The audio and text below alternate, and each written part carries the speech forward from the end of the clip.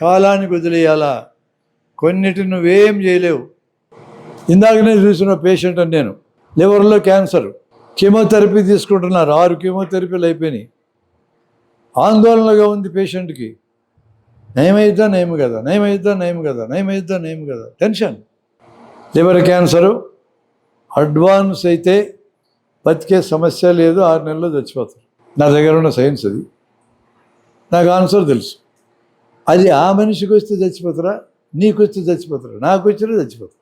Steve jobs అనేవాడికి, Apple కంప్యూటర్స్ని కనిపెట్టినోడికి ప్యాంక్రియాస్లో cancer వచ్చింది.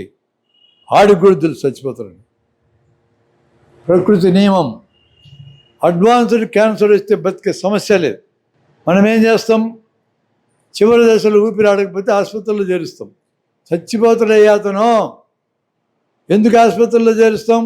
బతుకుతాడని కాదు, పక్కింట్లో వాళ్ళు పొడుస్తున్నారని. వాడెవడో పొడిస్తే నీకేం సబ్జెక్టు? మా నాయన బతకడయ్యా, తెలిసిపోయింది, అందుకని నేను చేర్చడం లేదు చెప్పండి. ఖచ్చితంగా చచ్చిపోతాడని తెలిస్తే ఐసీయూలో చేర్పించకూడదు. డబ్బులు పోతాయి, రోజుకి 20,000 లెక్కన. ఆ ఎదవలు ఎవడు బతికించలేరు. నేనైతే నా పేషెంట్లకు ఏం సలహా ఇస్తానంటే, పేషెంట్కి చెప్తే భయపడతాడు అనుకుంటే, స్వర్గం పోతాను అనుకున్నాడు భయపడ్డు, వాడికైతే ముఖానే చెప్తా. ఎంత అదృష్టమతుడు స్వర్గం అంటే.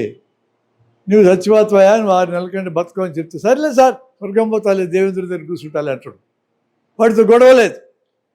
చచ్చిపోతామని చెప్తే భయపడతాడు అనుకుంటే బంధువులను పిలిచి, ఇతను బతకడు, 6 నెలల నుంచి సంవత్సరం ఇంటికి తీసుకెళ్ళు, ఏ ఆసుపత్రుల్లో చేర్చొద్దో, మందులు ఇప్పించొద్దు, ఆయన హ్యాపీగా ఉండే విషయాలు చెప్పండి. ఆయన దగ్గరికి వచ్చి ముఖం మార్చుకొని సీరియస్గా ముఖం పెట్టి, ఎన్నాళ్ళ నుంచి ఉంది, బాగుందే, ఎట్లా బాగుంటుందండి, భలే మాట్లాడతారే బాగుందే బాగుందని సిగ్గు లేకుండా. బాగా ఎట్లుంటుంది దానికి? అవన్నీ మాట్లాడకూడదు. హ్యాపీ మూమెంట్స్ గుర్తు తెచ్చుకొని సరదాగా జోకులు వేసుకుంటూ మాట్లాడుకుంటూ చచ్చిపోయేదాకా పక్కన ఉండండి. కొడుకులను పిలువు, కూతుర్లను పిలువు, మనమల్ని మనవరాలను పిలువు, హ్యాపీగా గడపండి. Let that fellow die happily. హ్యాపీగా బతికండు, హ్యాపీగా చచ్చిపోనియండి. ఇది కరెక్ట్గా లైఫ్కి ఆన్సర్ చెప్పడం అంటే. ఈ ఆన్సర్ నీకు తెలిస్తే కాలానికి వదిలేయి, నువ్వేం చేయలేవు. చాలా ఉన్నాయి అట్లా కాలానికి వదిలేయాల్సినవి. ఒక అతనికి విమానం ఎక్కితే భయం, ఎక్కినాడు, ఇక దిగడానికి లేదు. అది దిగేదాకా కాలానికి వదిలేయాల్సిందే. తలుపు తెరిచాడు అనుకో, ఇప్పుడు చస్తాడు. తలుపు తెరచడానికి పోయి ఉండొకడు, అడుండే అమ్మాయి ఉంటుంది కదా, ఎయిర్ హోస్టెస్, పట్టుకొని లాగి యువతలకి వేసింది. నాయన నువ్వు తలుపు తెరిచి దూకితే నువ్వు చస్తావు, అది తెరిస్తే మేమందరం చస్తాం నాయన అని. టైంకి వదిలేయాల. హైదరాబాదులో బయలుదేరిన విమానం ఢిల్లీ పోవడానికి 2 గంటలు పడుతుంది. 2 గంటలు నీ సావు నువ్వు సావు అంతే. 2 గంటల దాకా నువ్వు ఎంత ఏడిసినా బతుకున్నా దిగడానికి వీల్లేదు. అట నీకు భయం ఉంటే ఎక్కగాకు అంతే. అంటారు దానికి. విమానం ఎక్కితే కింద పడద్దేమో భయం, రైలు ఎక్కితే కింద పడద్దేమో, బస్సు ఎక్కితే పడద్దేమో, కారు ఎక్కితే పడద్దేమో. నడిచిపో అయితే, ఢిల్లీ నడిచిపో, నాకేం అభ్యంతరం. నడిచిపోతే లారీ ఎక్కుద్దేమో. ఇంక పొలాల్లో నడు, రోడ్డు మీద నడవకుండా పక్కన.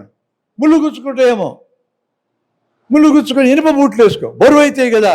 మరి ముళ్ళు గుచ్చుకోకూడదు అన్నావు కదా నువ్వు. ఆన్సర్లు అట్లే ఉంటాయండి. మనం మాట్లాడితే లీవ్ ఇట్ టు టైం. చాలా ఉన్నాయి అట్లా.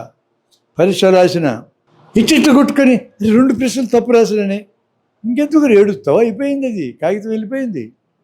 వాడు రిజల్ట్ ఏమిస్తాడు, ఆడి సావు నీ సావు అంతే. పేపర్ ఆడికి ఇచ్చినాక అయిపోయింది నీ స్టోరీ. కాలానికి వదిలే. నువ్వు కొన్ని మార్కులు వస్తాయి అనుకున్నావు, రాకపోతే కావాలంటే రీవాల్యుయేషన్కి పెట్టుకో, మళ్ళా అది ఇంకొక ఆన్సరు. కానీ ఒక 10 నిమిషాలు, అరగంట రాసిన ప్రశ్నల గురించి ఇది కరెక్ట్ రాలి, ఇది కరెక్ట్ రాలి, ఇది కరెక్ట్ రాలి ఆందోళన పడితే ఉపయోగం లేదు. టెన్షన్ పడి దండగా. నెక్స్ట్ రేపు పరీక్ష గురించి ఆలోచించు, క్లోజ్ అంతే. అది టైంకి వదిలేటువంటి